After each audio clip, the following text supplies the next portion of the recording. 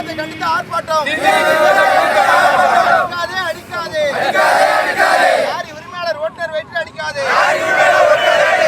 ஆளுங்கட்சியின் கூலி சுப்ரத்தினத்தை அராஜக ஒழிக. வாழவிடு லாரி உரிமையாளர் ஓட்டுநரை வாழவிடு. ஏற்றிய நெல் லாரிகளை 5 நாட்களாக இறக்காமல் இன்றைக்கு ஏற்றிய டிராக்டரை இறக்க வழி இருக்கா? ஆளுங்கட்சியின் கூலி உதவியாளர் சுப்ரத்தை